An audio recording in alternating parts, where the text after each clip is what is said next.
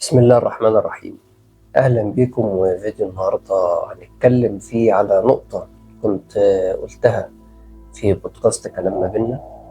النقطة اللي قلت فيها إن 2026 هتبقى البداية إن كل واحد فينا هيقعد على العرش بتاعه. فجت لي أسئلة كتير بخصوص الموضوع ده، فقلت أوضح فيها بكم نقطة مهمين قوي هنقولهم النهاردة بإذن الله. قبل ما نخش في الفيديو بتاعنا، وصلتني هدية جميلة جدا جدا جدا من أحد المتابعين، مش هنقول متابعين، يعني من أحد المحبين المقربين. احنا كلنا بنتعلم من بعض وبنساعد بعض في الوصول لله سبحانه وتعالى، وكلنا بإذن الله سبحانه وتعالى من شجرة المهديين وأتباع النبي محمد صلى الله عليه وسلم. وصلتني هدية حلوة قوي وعجبتني جدا وفرحت بها جدا، لأن هي من فن أنا بحبه جدا، وهرجع له تاني قريب قوي بأسرار فيه، فحبيت أشاركها معاكم وأوريها لكم. وهي لوحة، مش عارف هي كده هتبان ولا لأ. لوحة آلية. هي طبعا ده غلاف آه حقيقة ليلة القدر.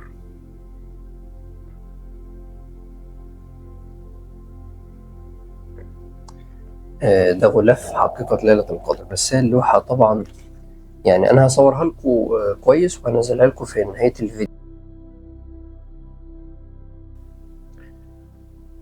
ألوانها جميلة، لوحة جميلة، تنسيقها جميل، فيها مجهود طبعا، شكرا جزيلا حقيقي. أي نعم، هو شعري متسرح شوية بس مش حلوة. شكرا جزيلا بجد. أنا بحب الرسم جدا جدا جدا، أحد هواياتي أصلا. وإن شاء الله في لوحاتي الجاية بإذن الله اللي هحط فيها برضو أسرار زيها زي الكتب بالظبط بإذن الله، يعني هيكون لك لوحة منهم وسر منهم بإذن الله سبحانه وتعالى. لوحة عجبتني جدا وهدية جميلة جدا، هعلقها في المكتب. شكرا بجد، شكرا جزيلا.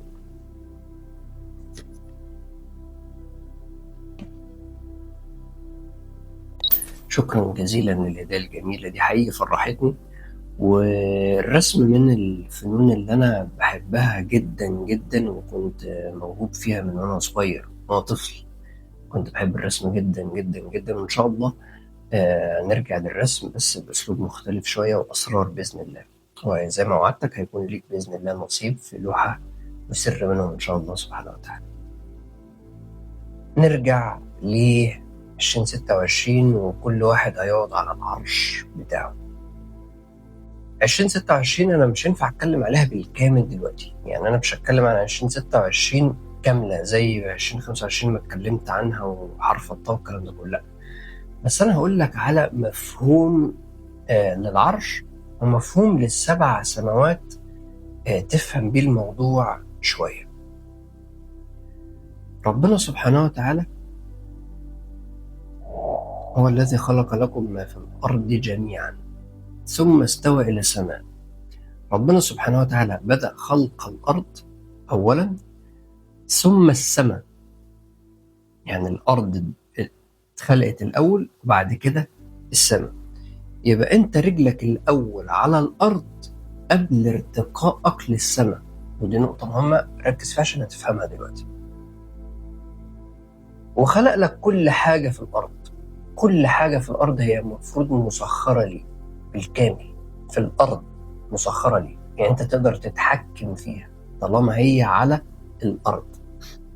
بينما الشمس والقمر هما في السماء، أنت ممكن تتحكم فيهم بس بإذن، يعني محتاج بقى إيه، تصريح يعني.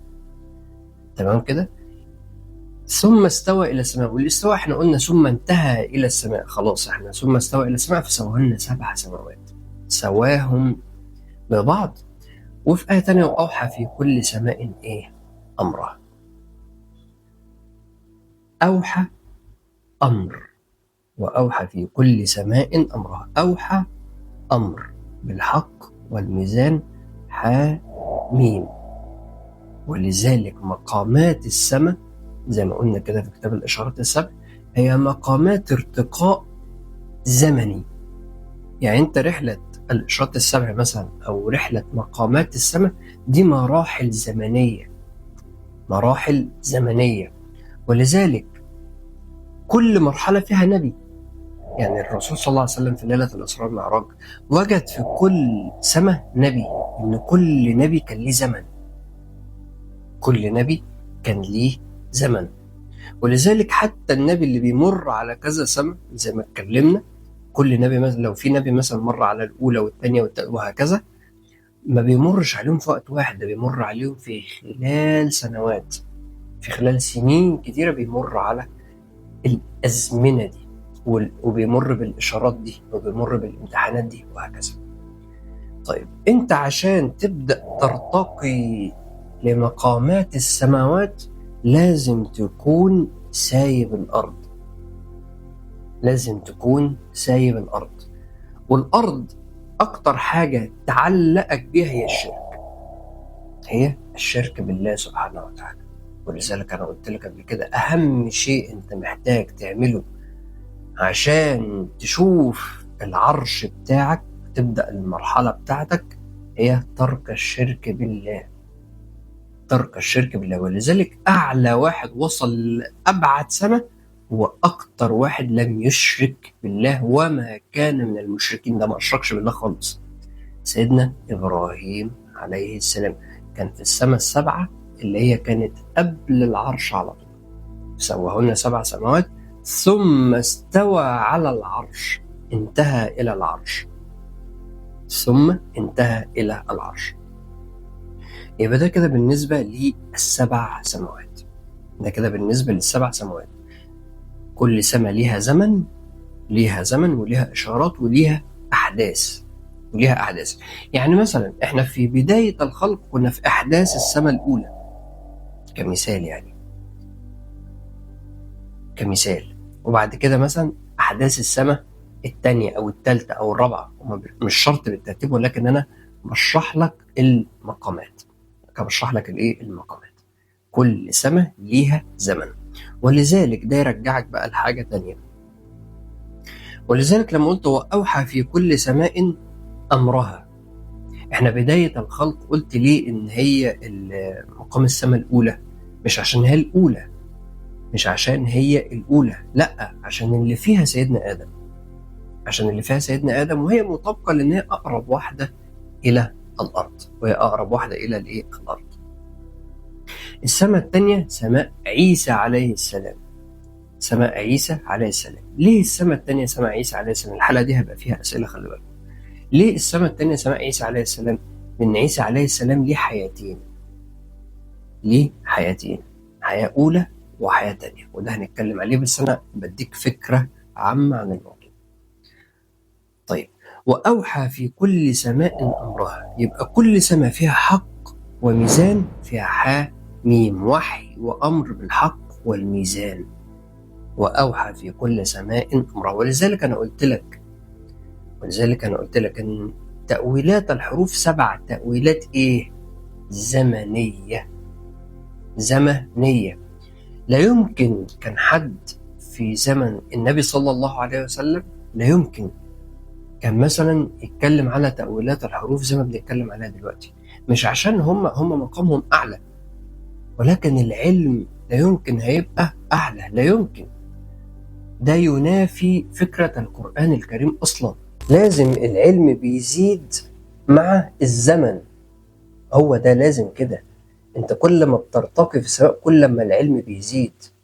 هي دي القصة أصلا، هي دي القصة. يعني يمكن حد كان يتكلم على تأويلات الطاء أو الميم أو السين أو الحاجات دي، ما ينفعش.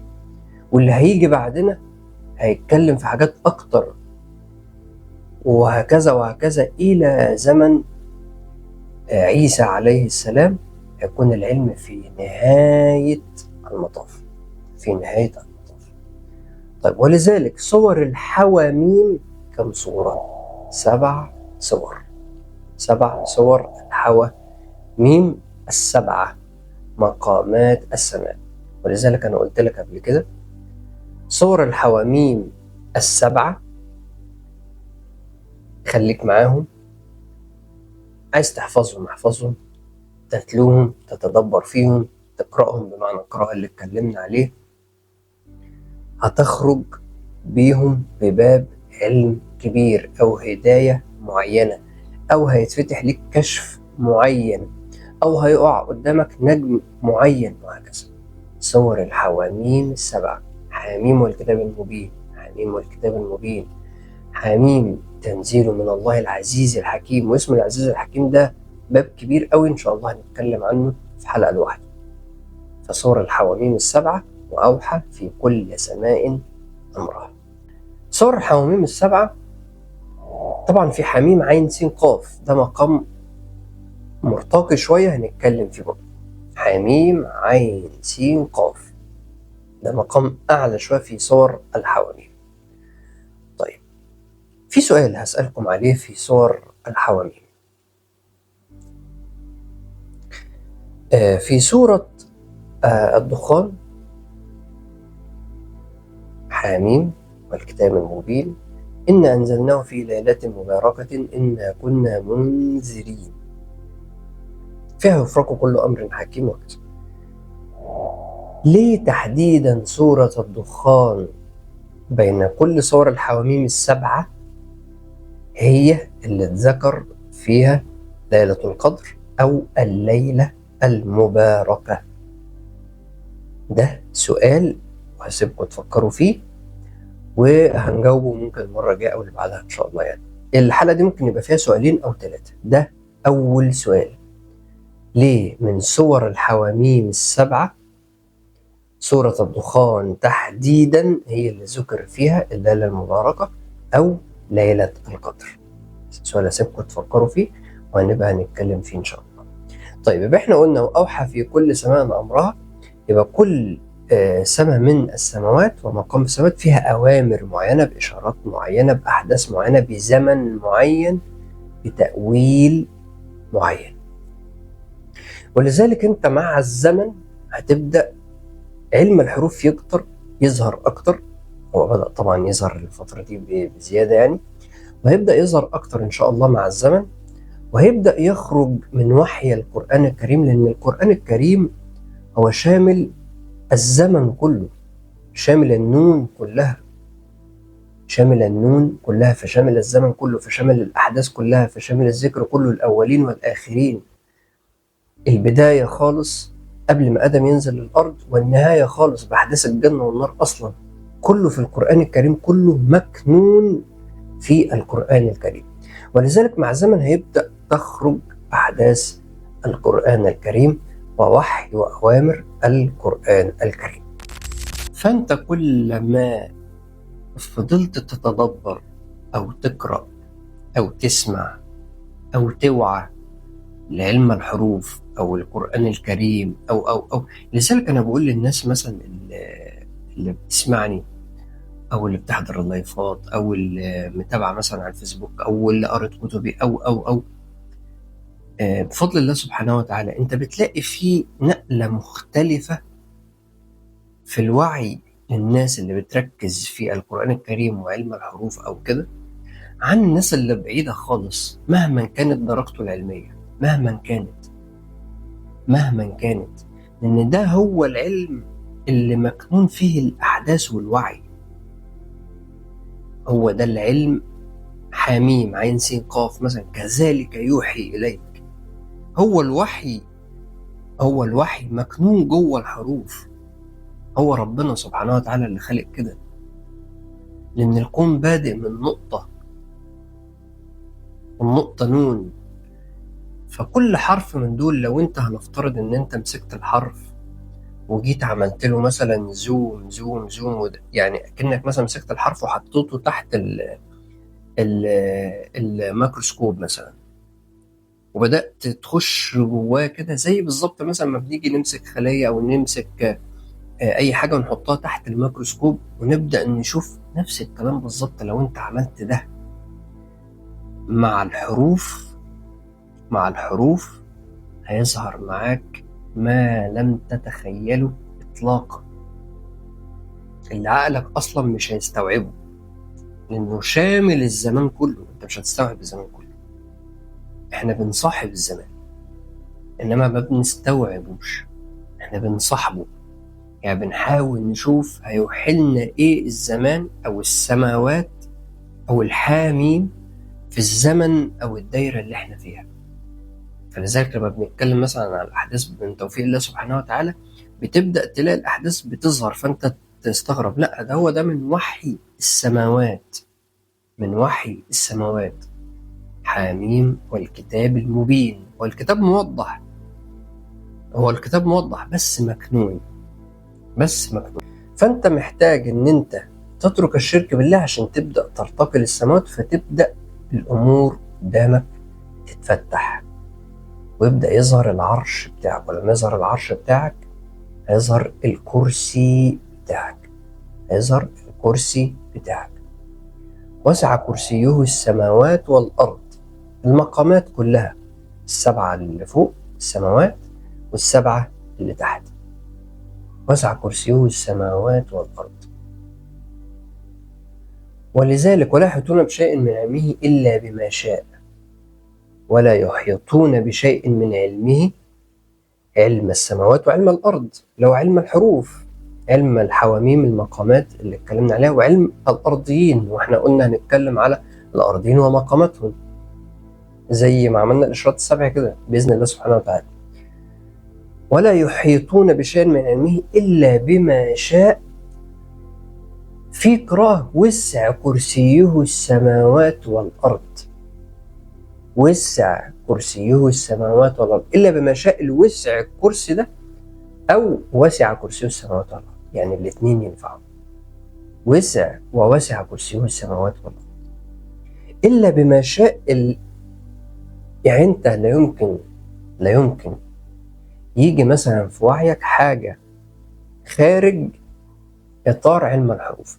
يعني لا يمكن حد يجي مثلا في دماغه فكرة أو علم معين ما يكونش موجود داخل الصور اللي بتبدأ بالحروف النورانية مثلا. لا يمكن، لا يمكن إن ده هو ده وسع كرسي السماوات والأرض، هو ده الوسع بتاعك السماوات والأرض. أنت مش هتخرج بره هذا الإطار إطلاقا، هو ده إطار العلم بتاعك. ولا يحيطون بشيء من علمه إلا بما شاء، وسع كرسيه السماوات والأرض. ولذلك أنا هقول لك على حاجة مهمة أوي أوي أوي وافهمها. كل حرف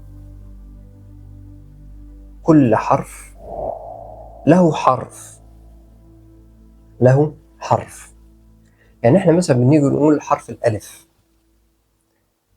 الألف هو احنا زي ما قلنا الكون كله حق وميزان، يخضع للميزان، والميزان 3 أركان. ولذلك معظم الحروف مكونة من 3 حروف. هي دي حروف الحروف، هي دي حروف الحروف.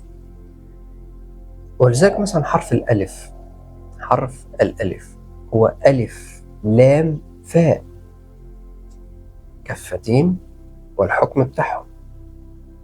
حرف الألف حرف ألف وفاء، حرف ألف وفاء، والحكم بتاعهم اللام التعلق، والفاء الرجوع، والفاء الرجوع. يبقى عندك الألف والفاء وهنا اللام. مثلا حرف العين مثلا الحكم بتاعهم الياء، الحكم بتاعهم الياء. ولذلك دايما الألف مجموعة مع اللام، الألف دايما مجموعة مع اللام، والياء اللي هو حكم العين مربوط معاه في كاف ها يا عين صاد. فعندك العين حرف العين، والنون حرف مهم جدا وهو اللي مدي العين أصلا قوته، مع العين اللي هي الحرف العين، والنون هو الحرف الثاني للعين. يبقى كل حرف له حروف، له حرف، كل حرف له حرف يعني له. ولذلك احنا مثلا لما نيجي نقول لحد عنده حرفة، يعني عنده مهارة وتميز في النقطة دي. ولذلك كل نبي له حرف، كل نبي له حرف. هو مثلا سيدنا نوح، سيدنا يونس، احنا قلنا سيدنا يونس هو اصلا كان اسمه نون، كان اسمه نون، كانوا بيسموه يونان، لا هو اسمه نون، واتقلبت النون اتضافت سين، واتقلبت النون الاولانيه ياء فبقت يونس. احنا شرحنا القصه ده في فيديو قبل كده. ولذلك نون، نوح ويونس دول حروفهم النون، ولذلك هتلاقيهم ماهرين في السباحه، احداثهم كلها في الميه. ومين يقدر يصنع فلك كوني زي نوح؟ مين؟ محدش يقدر. مين يقدر الحوت يلتقمه اصلا؟ ده قصه طبعا يعني هنتكلم عليها باذن الله، بس دي قصه كبيره. مين يقدر يعمل كده؟ فلولا انه كان من المسبحين، ده سابح اصلا سباحه غير طبيعيه، سباحه غير طبيعيه. نفس الكلام مثلا في انبياء تانية حرفهم ومهارتهم السين، موسى، ادريس، عيسى، كل دول هتلاقيهم في ارتفاع. ورفعناه مكانا عليه سيدنا ادريس، بل رفعه الله اليه سيدنا عيسى، حرف السين اللي اتكلمنا عليه العلو والارتفاع. سيدنا موسى ربنا ناداه وكلمه اصلا، وطلع شوف جبل قد ايه. مين عمل كده؟ فدول حرفتهم السين مثلا. وهكذا بقى كل نبي وليه الحرف او الحرفه بتاعته او المهاره بتاعته او الذكر والعلم بتاعه جوه هذا الحرف. ومن العلم والذكر بتاعه جوه هذا الحرف نقدر نبص احنا بالميكروسكوب مثلا جوه هذا الحرف ونشوف الحرف وحروف الحرف. انا بديكوا اسرار في علم الحروف. ده كتاب علم الحروف، ده كتاب حميم والكتاب المبين. يعني حميم ده كتاب، كتاب السماوات. فانت خذ هذا الكتاب بقوة، هتتعلم وهتشوف حاجات لا يمكن تتخيلها في حياتك. فبنشوف بالميكروسكوب مثلا، انا بدي مثال يعني، جوه هذا الحرف في حاجات طبعا هبات من الله سبحانه وتعالى من غير مجهود اصلا منك، وفي حاجات تانية بتبقى ممكن تجتهد فيها توصل لها. فبتعمل ميكروسكوب جوه هذا الحرف وبتشوف حروف الحرف عشان تعرف تشوف باطن الحرف. ولما تشوف باطن الحرف تبدأ، هي شجرة حروف وشجرة أحداث ذكر، شجرة حروف وشجرة أحداث ذكر، كلهم مرتبطين ببعض، كلهم مرتبطين ببعض.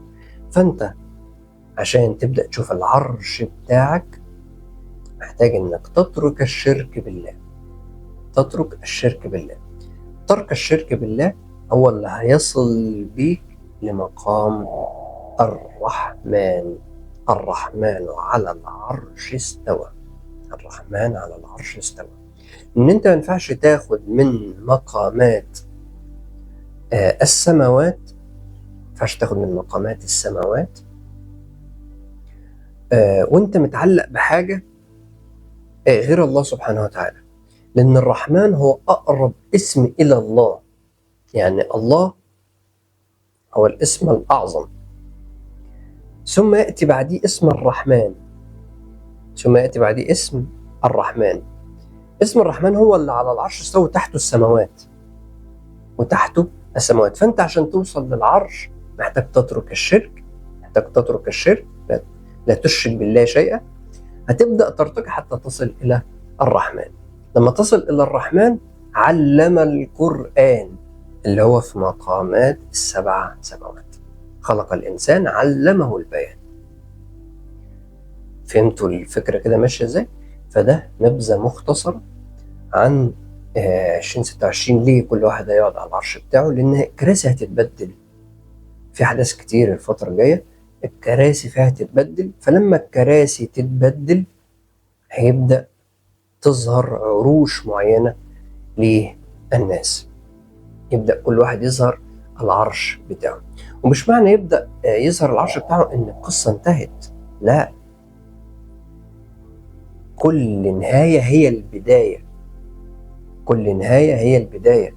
لذلك الإنسان لما بيموت كده قصته انتهت ولا بدأت؟ كده قصته بدأت، كده حياته بدأت لما بيموت. نفس الكلام احنا بالظبط، احنا في حلم، عايشين في حلم. لما بنصحى لما بنصحى ده معناها الموت. لما بتصحى هنا حياتك بتبدأ، الحياة الأبدية بقى بتبدأ، إما في الجنة بإذن الله جميعا في صحبة النبيين، أو في النار للمجرمين والظالمين. دي هنا الحياة بتبدأ، نفس الكلام بالظبط. ولذلك هتيجي تشوف مثلا في سورة يوسف: ولما بلغ أشده آتيناه حكما وعلما وكذلك نجزي المحسنين. ولما بلغ أشده هنا دي البداية، تيجي بعديها تحصل حاجة هي اللي تبدأ أحداث القصة كلها: وراودته التي هو في بيتها عن نفسه.